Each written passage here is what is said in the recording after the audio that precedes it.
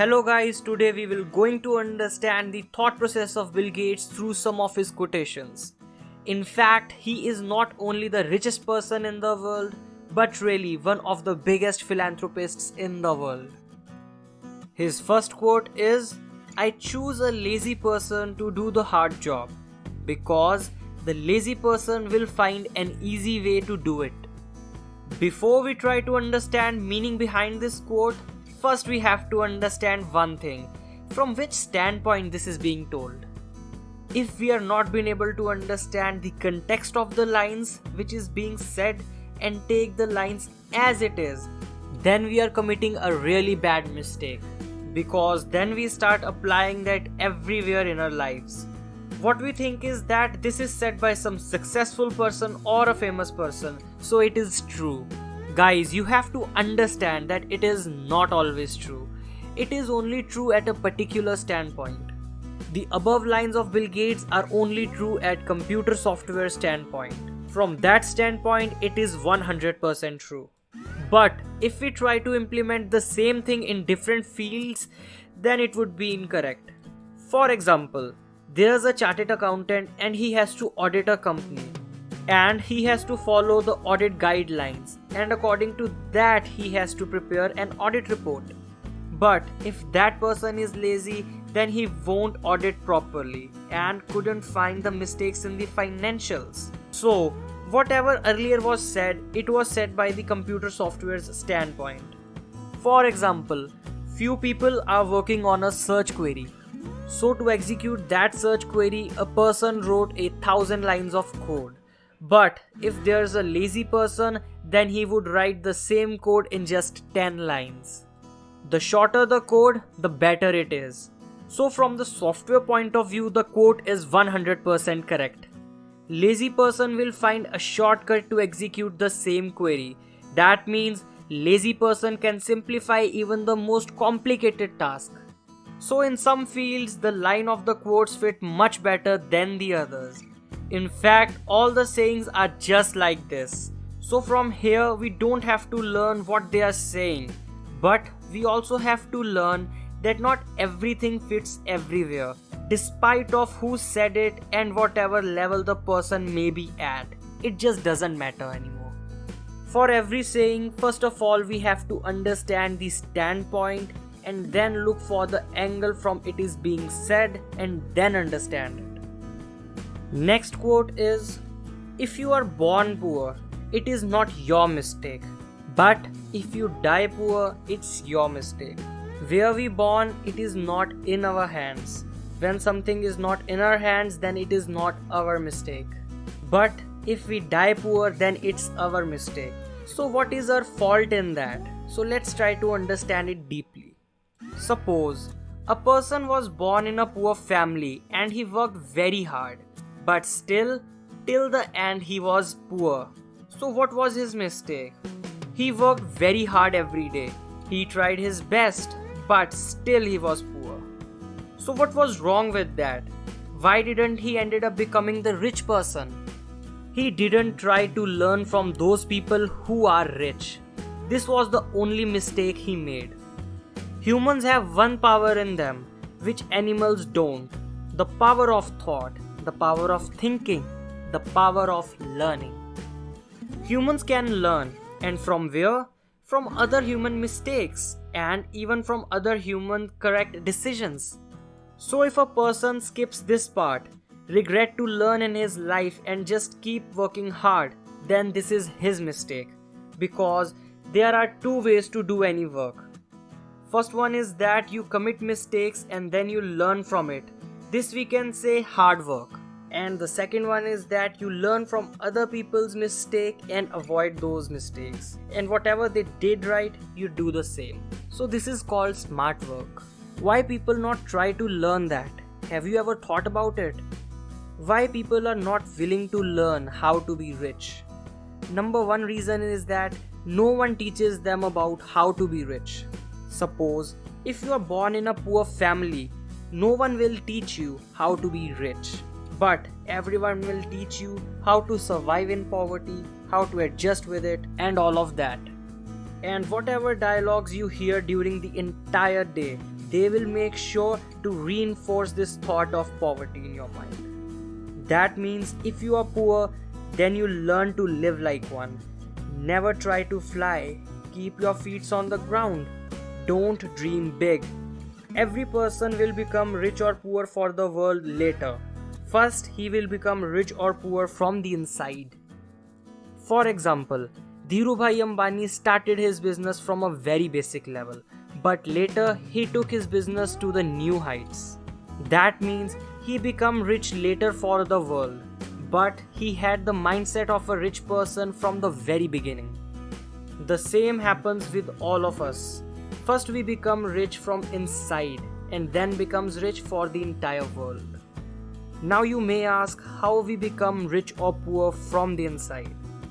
Those thoughts which don't allow us to move forward in our lives and we accept them, that will lead us towards poverty.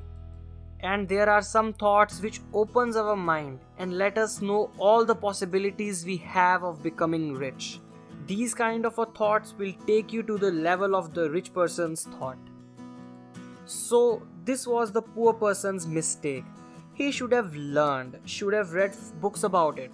For example, there's a book, Think and Grow Rich by Napoleon Hill. And how this book was wrote? Many years ago, the author of the book went and meet a lot of different people which have achieved something extraordinary in their lives and noticed some common traits between all of them. And whatever he learned, he wrote it all in that book. It took many years to do this research and to write this book. And it only takes few hours to read this book, but 90% of the people don't read this. He made this mistake.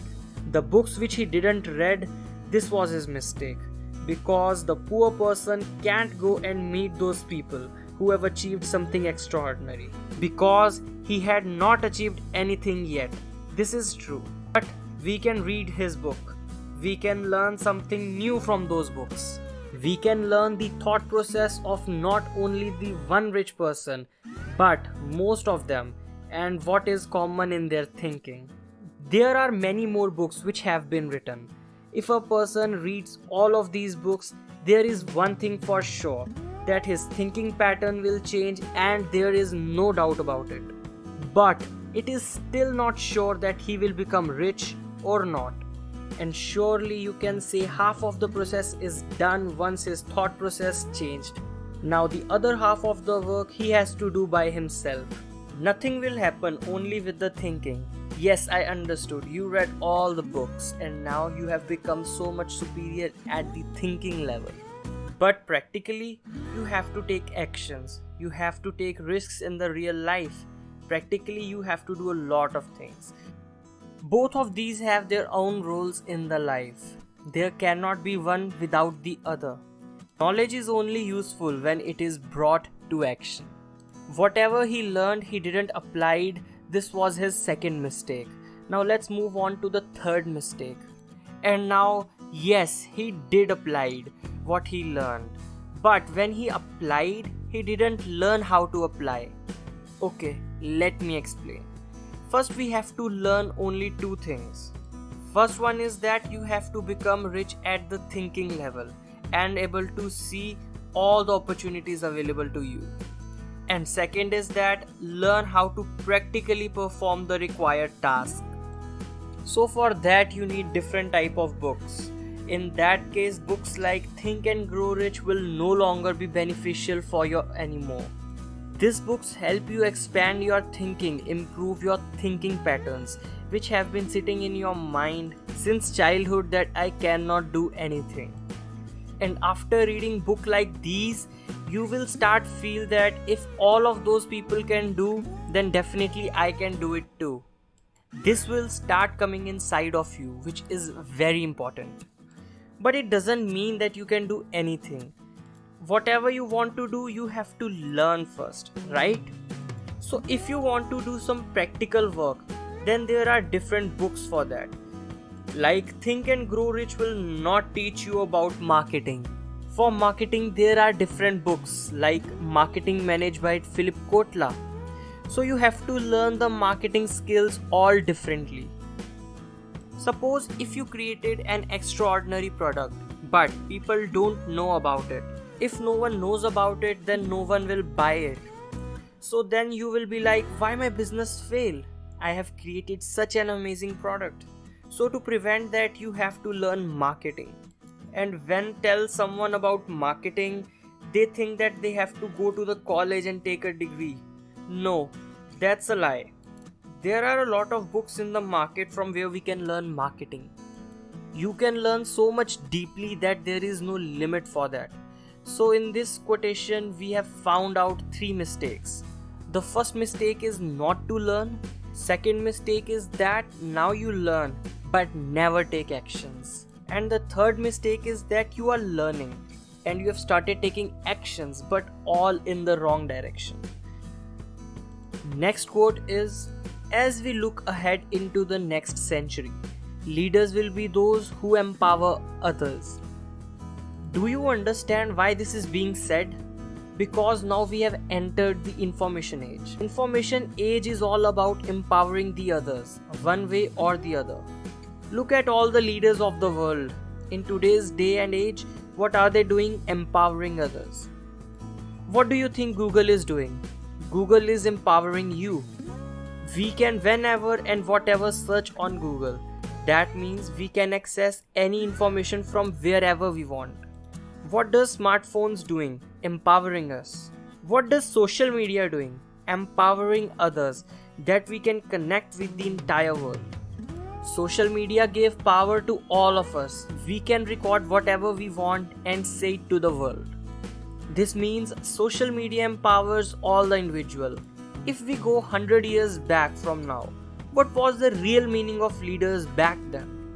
Leader means the person with the power, and few people had such a power. Rest of the entire world was powerless. Now in this day and age, everyone has power. Everyone has mobile phones. So everyone can say whatever they want to the world. So what really happening is that an individual got empowered. Today, there are no selected people who have power in their hands. Everyone has power. In earlier time, what was happening? There is a company. Now you change yourself if you want to use the product of the company. This was the industrial age. That we have created this car. If you want to use it, drive it, then change yourself according to the car. They will not change the car according to that person. But what is future? Everything will happen according to you, according to an individual. Now the individual is at the center and everything is getting customized according to the individual. This is called information age. Try to understand it very carefully. We are not working according to the Google, but Google is working according to us. Google is giving whatever we want. Every individual requires different things. That's why Google provides different things to the different people. In the future, the biggest challenge would be that the product I am creating for the mass consumption, can I customize according to the individual or according to the region? Now this will be the future. Amazon achieved so much of success. What is the reason behind that? Because he did what I was talking earlier. He asked customer what they want. Customer said, I want the same day delivery. Amazon can also say that it is not possible. But Amazon completely changed itself, completely changed its distribution system based upon individual's need. Customer asked for the same day delivery. He said yes, why not?